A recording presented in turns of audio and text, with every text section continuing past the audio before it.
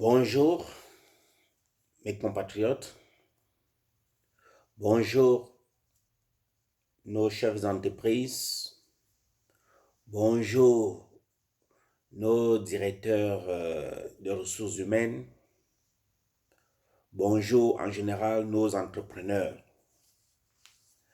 Oui, aujourd'hui j'entame la deuxième partie du programme Entrepreneurship coopératif dont j'ai commencé depuis hier. Vous êtes sans ignorer que hier, j'ai parlé de la réservation du nom de l'organisation, de l'Assemblée générale constitutive, du type d'organisation, les statuts, les règlements intérieurs du programme d'activité. Ce matin, je veux me spécialiser uniquement dans la légalisation. Dans le cadre de la légalisation de notre organisation, d'une quelconque organisation, il y a un premier document qui est très important. Ici, l'organisation est faite pour être ouverte au public. Le public est ici, ça peut faire partie, le public peut être les ressortissants d'un village, ça peut être les gens qui appartiennent dans un groupe de travail, ça peut être les gens qui ont une même difficulté. Alors, la pièce la plus importante ici, c'est comment faire pour entrer dans l'organisation. Quand on doit entrer dans une organisation, la première chose à faire, c'est d'avoir une fiche d'identification, une fiche d'inscription. Toute organisation peut appeler cette fiche comme ils peuvent faire. On peut appeler fiche d'entrée, fiche individuelle, fiche de... Ça dépend. Ou bien demande d'inscription, ça dépend. Mais tout ça, c'est une fiche d'identification ou bien d'inscription. Dans cette fiche d'inscription, c'est en principe un contrat que la personne qu'on appelle déjà celui qui prétend être membre s'engage vis-à-vis à l'association. Dans ce fichier, il y a des termes les termes et conditions que la personne doit s'engager. Exemple, par exemple, il s'engage à respecter les statuts et règlements et les décisions prises par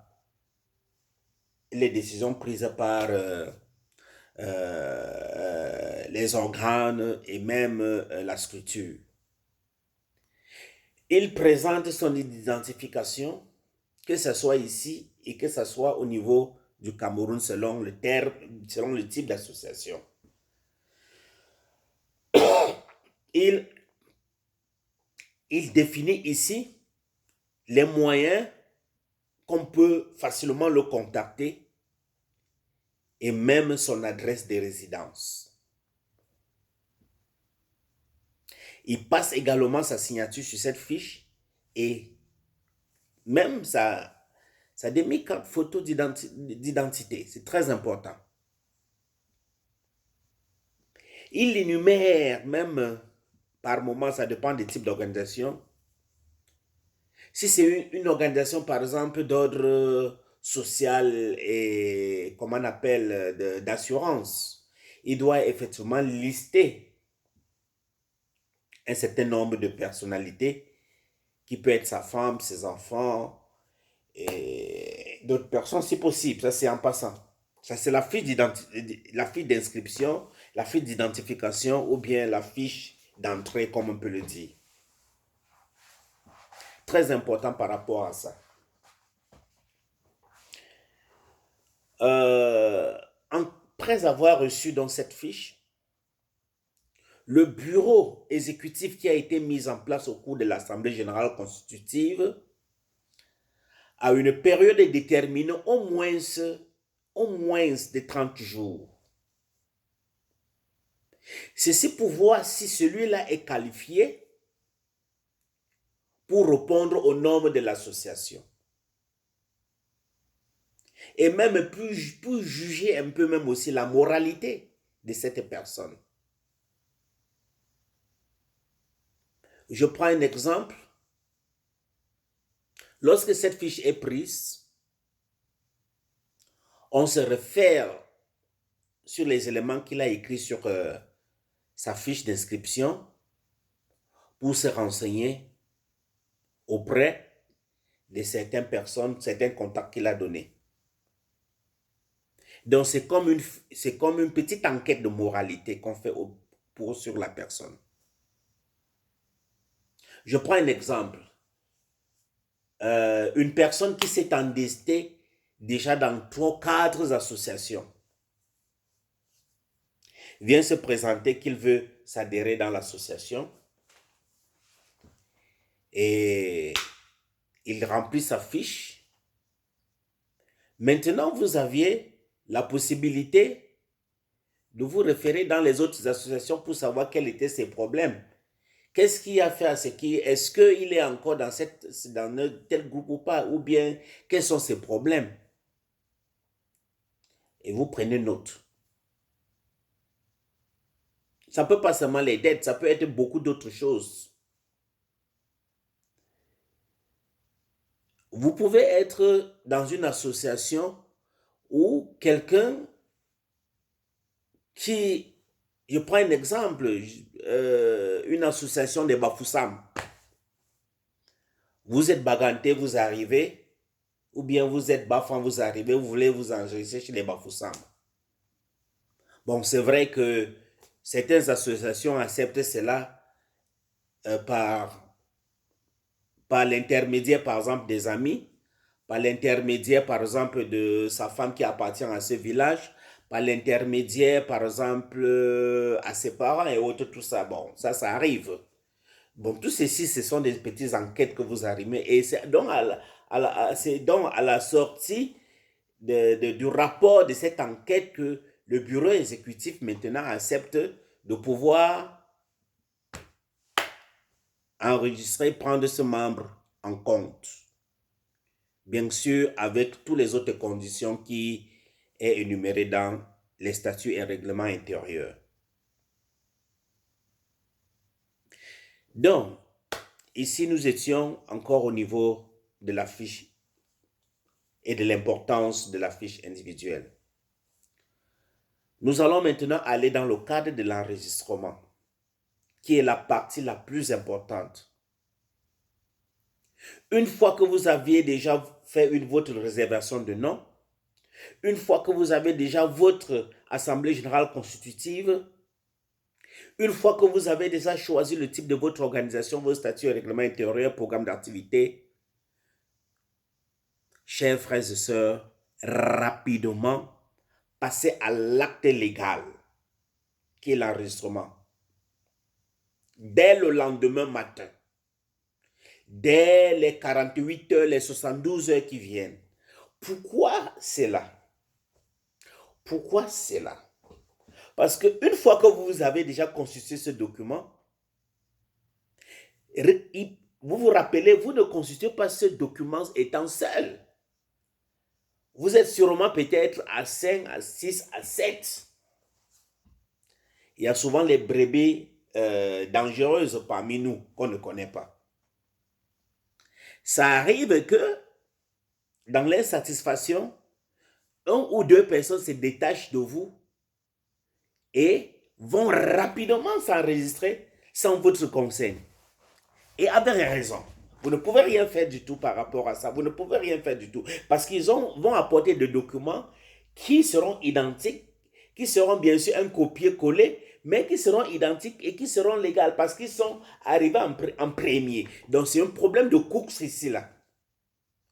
Il faut aller très vite enregistrer. Si vous ne partez pas enregistrer, d'autres effectivement vont courir. Ici, vous êtes déjà dans une compétition de course. Parce que dans une entreprise, dans une organisation, faut jamais avoir confiance à qui que ce soit. Raison pour laquelle ces documents juridiques sont là. S'il y avait confiance, c'est que vous n'aurez même pas besoin des statuts et règlements intérieurs. C'est que vous n'avez même pas besoin, c'est qu'on doit seulement venir s'asseoir, on parle avec la bouche, on fait des choses, on se rappelle, on dit que hier c'était comme ça, voilà ce qu'on avait dit.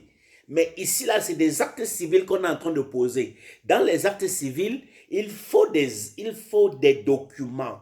C'est ça qui sont des évidences. On ne parle pas avec des actes verbaux. On parle avec des documents. Que oui, voici ça, voici ce qui était passé, voilà ce qui est passé. Donc c'est comme ça, on ne parle jamais en acte civil avec la bouche. On parle avec des documents à l'appui. C'est ça qui prouve telle ou telle chose.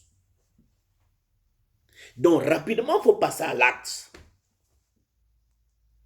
Donc la première partie maintenant qu'il faut faire, il faut rapidement se diriger au Company Registration Office. Il faut rapidement, ou bien vous vous dotez d'un consultant juridique, comme par exemple moi, un comptable, c'est un exemple. Il y en a beaucoup, il y en a des milliers en Afrique du Sud. Vous contactez rapidement un qui peut vous faire ça. Même dès le début de la création de l'entreprise, vous contactez un qui est comme votre secrétaire juridique en principe, hein, qui est votre secrétaire qui prend note et tout et consort, il écrit, il dispose tout, et il prépare tout et il fait tous les déplacements, il achemine tout là où besoin est nécessaire pour faciliter votre tâche. Donc je disais tantôt, vous vous rapprochez donc au Company Registration, qui effectivement c'est là où vous obtenez votre reservation name. Et en plus, vous vous reposez à SAS. À SAS. Et vous vous rapprochez aussi au social development. Il disait ça dépend des types d'entreprise. Mais toute forme d'entreprise, que ce soit impôt ou quoi que ce soit, a l'obligation de s'enregistrer à SAS. En tant que donc association, non-profit organisation, voilà les types d'enregistrement que vous devez faire à SAS. Vous avez le income tax. Je vais m'expliquer dans le income tax. Toute forme d'entreprise, profitable ou non profitable, sociale ou non, devra avoir un income tax. Si vous n'avez pas, c'est une faute. C'est une très grande faute, pour ne pas dire que c'est un crime. Et en plus, c'est très avantageux pour vous, pour montrer que non, vous participez au développement du pays. Comment est-ce qu'on vous allez dire que non, vous êtes en train de développer, vous êtes en train de participer à l'économie d'un pays et vous n'êtes enregistré nulle part. Vous ne participez pas en rien. Parce que quand vous vous enregistrez en SAS et vous donnez les rapports financiers, tout ça, pas les rapports financiers, les états des comptes. À partir de ce moment-là, SAS essaye d'accumuler toutes ces informations avec toutes les autres informations des taxes et ils envoient, c'est là où on voit quel est le niveau de développement du pays, le niveau économique du pays. Quand vous ne donnez pas l'information, eux, ils n'auront pas d'information et c'est très dangereux, c'est un crime. Il en est de même au social development. Chaque année, une association doit donner un rapport financier au social development. Ceci les permet maintenant de faire des rapports généraux et de voir comment est-ce qu'ils peuvent assister. Parce qu'il y a des entreprises derrière qui veulent financer des associations et tout ça là. Donc on ne fait pas une association pour rester seulement dans notre cadre. C'est aussi pour bénéficier des subventions, comme vous-même vous donnez aussi des subventions à d'autres personnes. Bien. La deuxième chose la plus importante pour les associations, c'est le tax exemption. Mes amis, lorsque vous n'aviez pas le tax exemption, vous ne pouvez pas recevoir le financement. que ce soit de la loterie, que ce soit de n'importe qui. Pourquoi le tax exemption ici là? Un, c'est pour prouver que non, vous faites dans le social. Deux, c'est pour permettre à celui qui vous donne, fait un don, qu'il puisse avoir la capacité de recevoir quelque chose à l'État par rapport à ce qu'il vous a fait. Parce qu'en réalité, c'est l'État qui pouvait vous donner un don. Mais cette entreprise ou cette personne vous a fait ce don. En ce moment-là, qu'est-ce qu'il fait? Quand il fait ses déclarations des taxes, il informe ça, que bon, j'ai reçu telle chose, j'ai donné tel don à telle place. Pour cela, on lui demande les supporting documents. Les supporting documents qu'on lui demande ici, c'est quoi? C'est le tax exemption et la lettre que vous aviez attachée à ça pour lui donner. Donc, c'est très important d'avoir le tax exemption. Maintenant, il y a le pay reference. Pay reference. Ici, c'est facultatif. C'est facultatif parce que l'entreprise peut dans l'avenir employer quelqu'un. Et même, il faudrait que je vous le dise, les gens qui travaillent d'une manière bénévolale, qui sont les bureaux exécutifs, font partie des employés de l'organisation, même s'ils sont volontaires. Même s'ils sont volontaires, ils font partie des employés de l'organisation. De ce fait, on se doit de les enregistrer. On se doit de les enregistrer. Raison pour laquelle on ne peut pas les enregistrer à paix sans que l'organisation elle-même ait enregistré. Et quand on fait les déclarations mensuelles de ces paies, on met 0,0 parce qu'on dit on ne les a pas payés, ce sont des volontaires. Mais ils doivent être enregistrés. Ils doivent même être enregistrés au Department of Labor parce qu'ils font partie des dirigeants, des directeurs. Et ça fait partie d'un élément qui s'ajoute dans leur CV.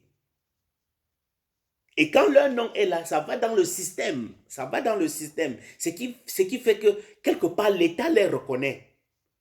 L'État les reconnaît en partie de ce moment-là. C'est comme vous vous enregistrez comme directeur, vous enregistrez votre entreprise.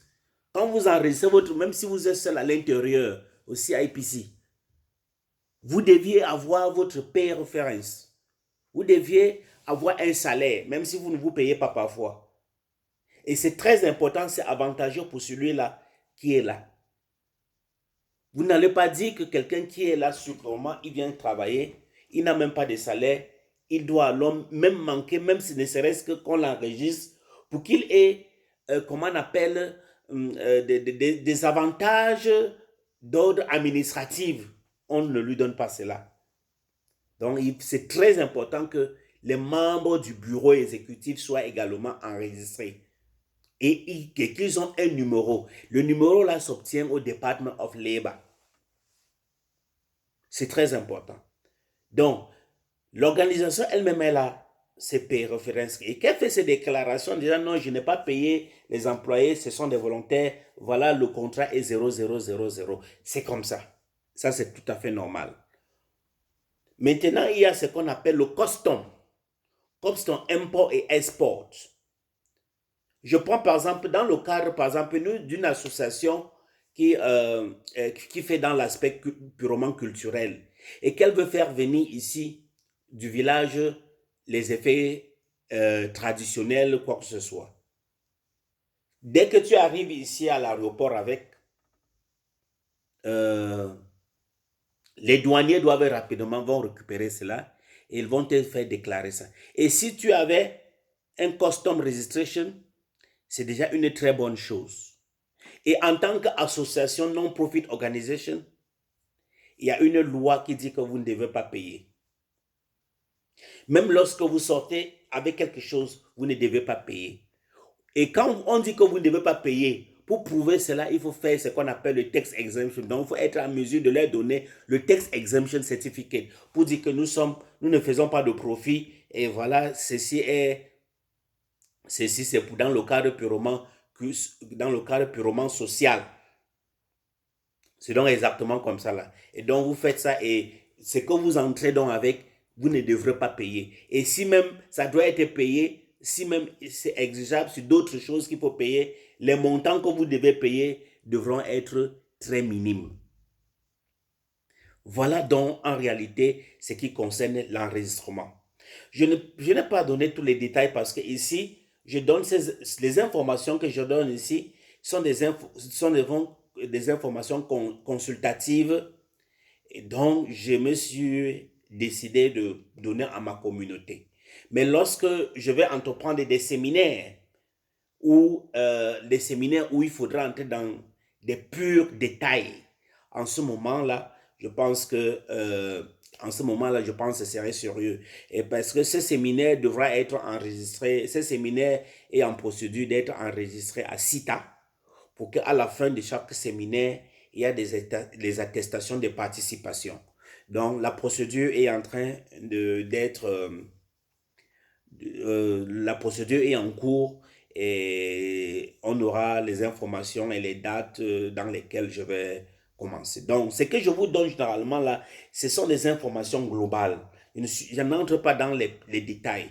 Dans le cas des séminaires, c'est là où j'entrerai dans les détails et la documentation, la production de la documentation qui sera mise à la disposition des apprenants. Bien, maintenant on va parler du compte bancaire. La partie la plus importante. Généralement, dans notre communauté, les gens ont parfois l'habitude d'ouvrir un compte clope.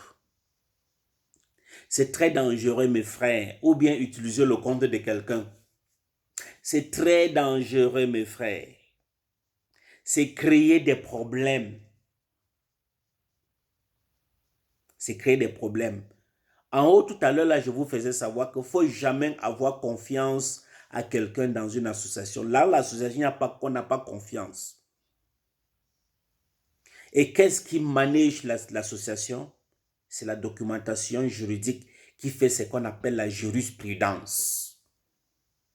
Donc, un compte clope, c'est le compte de quelques personnes qui sont arrivées à la banque avec leur carte nationale d'identité et avec leur proof of address.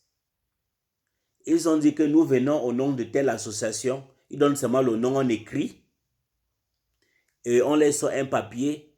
Ils écrivent, ils signent dessus. Ils disent que non, ils écrivent eux-mêmes l'association, tel. Ils écrivent leur nom, ils signent. C'est un compte clope. Demain, ils peuvent encore aller retirer cet argent-là. Ils partent avec. Ça ne serait pas pour la... Il n'y a rien de légal qui est ligne avec l'entreprise, avec l'organisation. Il n'y a rien. Il n'y a rien du tout. Rien du tout.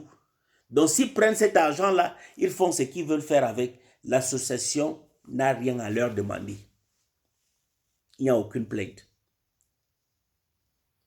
La plainte ne peut être venue qu'entre eux-mêmes. Ce sont les propriétaires de ces comptes-là. Ce n'est pas le compte de l'organisation. Voilà, c'est ça qu'on appelle le compte clope. Le club, c'est un groupe de personnes qui n'ont pas de documentation. Ils sont partis à la banque, ils n'ont pas de statut et règlement, ils n'ont pas ceci. Alors que le compte business, il y a ce qu'on appelle appointment letter. La lettre ou des signataires. Où l'Assemblée générale s'est assise et a désigné 2 ou 3 personnes pour les représenter dans telle banque. Et ajouter à ça la constitution, ajouter à ça d'autres pièces juridiques, comme par exemple le papier de ça, c'est tout ça là. Et c'est ça qui est très important. Donc, l'association se doit d'ouvrir un compte transactionnel ou bien un investment account au nom de l'association avec les statuts et règlements et le procès verbal, le procès verbal de constitution qui choisit les signataires. À la banque, on appelle en anglais appointment letter. Appointment letter. C'est très, très important cette lettre-là, et cette lettre-là doit toujours être attachée avec la Constitution et le procès verbal de l'Assemblée générale constitutive. C'est-à-dire, le document, l'Assemblée générale, c'est la première lettre, le premier document juridique très important. Parfois, vous pouvez faire même jusqu'à légaliser cela. C'est très important. Bien. Voilà donc, en principe, c'est que ce mardi 13, j'ai voulu donner à mes frères dans cette petite présentation, courte présentation, au profit de notre communauté. Je vous prie tout simplement qu'au moment où je vais engager ce séminaire, je vous prie, chers compatriotes et membres des associations, de pouvoir envoyer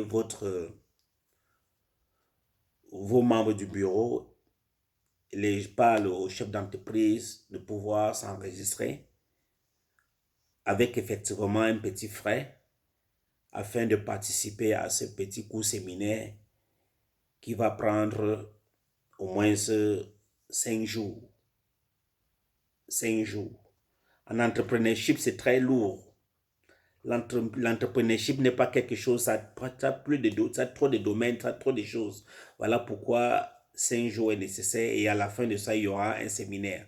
Donc pour le moment, la date n'est pas encore déterminée et vous auriez, je vais continuer à parler et à travers ce groupe, j'espère que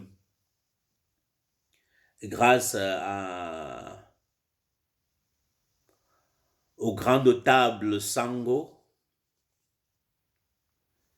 de la radio FM 100, la radio FM, nous aurons à faire ce petit travail ensemble et également les autres entreprises de sponsors qui vont également sponsoriser ce séminaire. Et nous aurons à faire ce travail. Je ne veux pas oublier aussi le grand notable Battier, qui est également l'une des personnes chères pour ce programme. Donc, comme je disais tantôt, ce n'était que la deuxième partie. Et la troisième partie viendra au fur et à mesure. Si ce n'est pas demain, ça peut être après-demain, ou bien après peut-être une semaine. Donc ça, c'est un peu ça. Donc on aura régulièrement. Et je voudrais noter ici, là, pour les questions, et peut-être c'est que toute personne aura besoin ou d'autres informations, vous pouvez contacter le grand notable Sango de la radio FM et qui pourra sûrement me contacter et me dire ce que telle ou telle personne en a besoin. Ok?